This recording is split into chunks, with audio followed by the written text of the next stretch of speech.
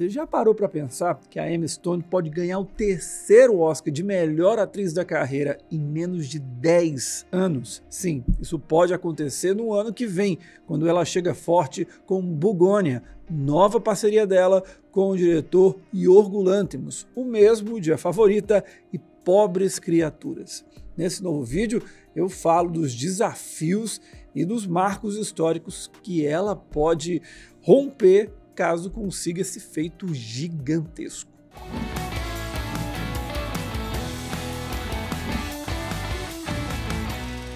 A Emma Stone está invicta, tem 100% de aproveitamento em melhor atriz. A estrela foi indicada 2 vezes na categoria e ganhou em ambas. A primeira foi com La La Land em 2017, temporada em que dominou com facilidade, ao ter como maior adversária a Isabelle Huppert de Elle. Já em 2024, o páreo foi mais difícil, ao lidar com a Sandra Hüller de Anatomia de uma Queda e principalmente com a Lily Gladstone de Assassinos da Lua das Flores. No fim das contas, ela se deu bem e venceu com Pobres Criaturas. As únicas derrotas da Emma Stone no Oscar são em atriz coadjuvante. Em 2015, ela concorria por Birdman e perdeu para Patricia Arquette de Boyhood. E 4 anos depois, ela, concorrendo por A Favorita, foi derrotada pela Regina King, Se a Rua Bale Falasse. Agora, essa conversa de ser insuperável em melhor atriz não é um fato inédito. Em outras 5 ocasiões, tivemos atrizes que foram indicadas 2 ou mais vezes e acabaram ganhando todas elas. Foi assim com a Louise Rainer, Vivien Leigh, Sally Field e Hilary Swank, todas indicadas e premiadas 2 vezes. O recorde, porém, é da Frances McDormand, que concorreu por Fargo, 3 Anúncios para um Crime e Nomadland, e ganhou todas elas. Dessa turma com 2 indicações, vale observar o que aconteceu com elas que não conseguiram avançar, por que elas não conseguiram chegar à terceira estatueta, como foi o caso da Frances McDormand. E na comparação, a Emma Stone está numa posição muito melhor do que elas. A Louise Rainer, por exemplo, admitiu em entrevistas mais ali para a reta final da carreira dela que os 2 Oscars vencidos consecutivamente nos anos 30 atrapalharam demais a trajetória dela. Não porque ganhar o prêmio fosse ruim, mas sim porque colocou um estigma de que, olha, ela funciona nesse tipo de papel. E daí a MGM, o estúdio que tinha contrato com ela, só queria colocá-la naquele tipo de filme. E isso fez com que ela fosse se desgastando, aquilo foi fazendo mal para ela. Tanto que a última produção da Louise Rainer, grande no cinema americano, foi Reféns, em 1943. E detalhe, a Louise Rainer viveu até os 104 anos, até 2014, até a década passada. Então ela poderia ter tido uma carreira muito maior, muito exitosa, mas que pelos problemas históricos de Hollywood, aí a gente tem que colocar também a questão de que quanto mais velha a atriz vai ficando, menos papéis Hollywood vai dando a ela, isso foi complicando muito. Infelizmente, ela não teve outras chances de indicações ao Oscar.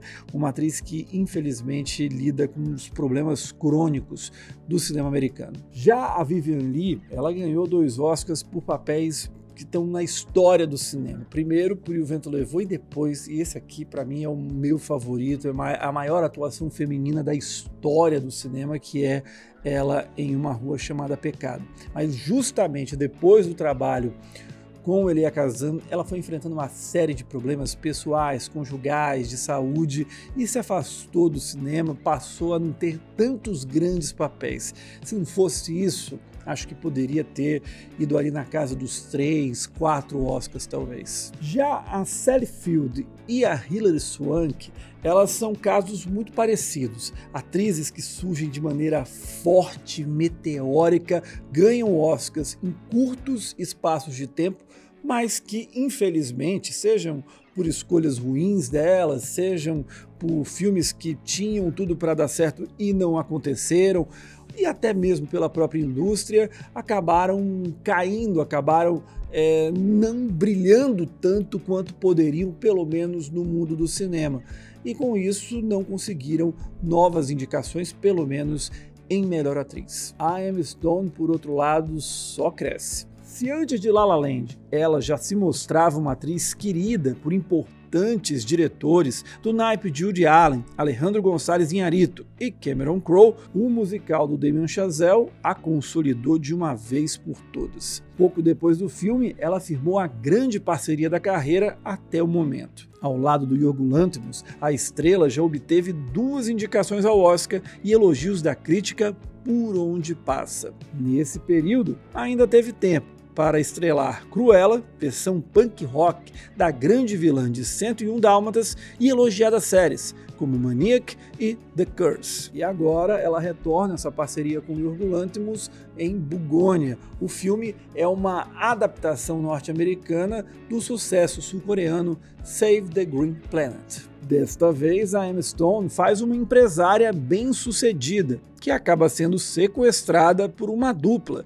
liderada pelo Jesse Plemons. O bizarro é que os criminosos fazem isso por a considerarem uma alienígena. E tudo indica que Bugônia deve ser lançado no Festival de Veneza esse ano, justamente o lugar onde ela venceu melhor atriz na Itália por La La Land, e isso a levou até o Oscar. A grande dúvida nesse momento é como a Fox Features vai fazer para priorizar na temporada de premiações. Isso porque Bugônia é do estúdio, assim como Hammett, o novo filme da Chloe Zhao, diretora de Nomadland. Caso Bugônia se dê bem, como é esperado, a Emma Stone entra definitivamente no radar da disputa de melhor atriz. Mas isso não significa que ela não vá enfrentar resistências que a impeçam de vencer a estatueta pela 3ª vez. Afinal, ela possui apenas 36 anos de idade. Para efeito de comparação, a Frances McDormand, ao ganhar a 3ª estatueta de melhor atriz, tinha 64 anos por Nomadland. A Katharine Hepburn, por sua vez, tinha 61, ao chegar à mesma marca por O Leão no Inverno. E a Meryl Streep era um ano mais velha, tinha 62 quando ganhou por A Dama de Ferro. Também é preciso levar em conta que há uma certa hierarquia dentro da academia. Ela não é uma regra formal, é claro, mas sempre há aquelas comparações na hora de você consagrar mais uma vez uma estrela tão jovem. Se a protagonista de Bugônia corre em busca do 3º Oscar da carreira, outras estrelas mais veteranas ainda estão na casa de apenas uma vitória. São os casos da Nicole Kidman, da Kate Winslet, Julianne Moore, Julia Roberts e Viola Davis, por exemplo. E isso, é claro, para não falar daquelas que sempre bateram na trave e nunca venceram, como foram os casos da Carey Mulligan, da Michelle Williams e, óbvio, da Glenn Close. Fora que a Emma Stone ganhando o 3º Oscar da carreira, ela se igualaria, e aí somando todas as categorias principais e coadjuvantes, a nomes como Frances McDormand, que, como eu falei, ganhou o 1º Oscar lá nos anos 90 com Fargo, e aí depois veio a ganhar nos anos 2010 e 2020. Se igualaria a Meryl Streep, que é uma lenda viva do cinema americano, talvez a maior atriz da atualidade, pelo menos aquela que é considerada entre seus pares. E também se igualaria a Ingrid Bergman, que é uma lenda, outra gigante do cinema americano, o nome daqueles que estão ali na história, intocáveis. E a Emma Stone, aí eu volto a repetir, conseguir 3 estatuetas aos 36 anos. É uma coisa inacreditável, seria algo gigantesco. E isso pode fazer muita gente falar: calma, gente, ela é ótima, ela é fantástica, a gente adora ela, mas olha com quem ela vai se igualar, calma. E nisso que eu estou falando de hierarquia, se a gente pegar as estrelas vivas, femininas, é claro, que tem 2 estatuetas, nessa fila, nessa hierarquia que eu estou colocando aqui, a Cate Blanchett está na frente.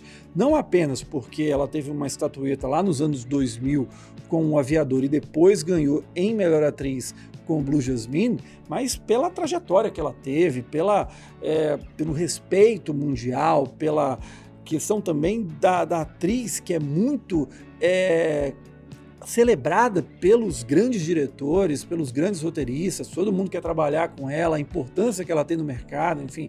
A Cate Blanchett hoje está numa posição, na minha visão pelo menos, e acho que de muita gente da indústria, num patamar acima dessa prioridade para um terceiro Oscar, acima, por exemplo, da própria Emma Stone, da Hilary Swank, da Jane Fonda, que teve o seu momento gigantesco ali nos anos 70, tem uma importância enorme, mas dentro do cinema hoje, acho que a Cate Blanchett construiu uma carreira talvez mais sólida do que a Fonda, pelo menos aí nos últimos 20, 30 anos, e também eu falo aqui da Renée Zellweger e da Hilary Swank. Nessa questão, a Cate Blanchett deve ser a próxima mulher a ganhar a terceira estatueta entre as atuações. Agora, é evidente que isso pode mudar se Bugônia for um grande sucesso, a Emma Stone começar a ser elogiadíssima pelo trabalho dela, sair premiada de todos os eventos, porque aí pode criar uma situação que torne meio que inevitável. Em Pobres Criaturas havia muita gente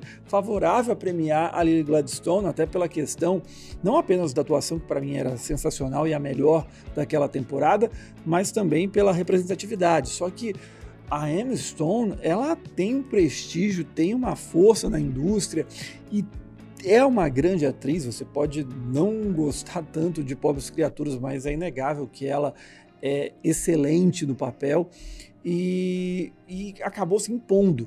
E isso pode acontecer de novo. Agora, é claro, tem todos esses poréns que vão estar no meio do caminho dela, que podem atrapalhar essa terceira estatueta.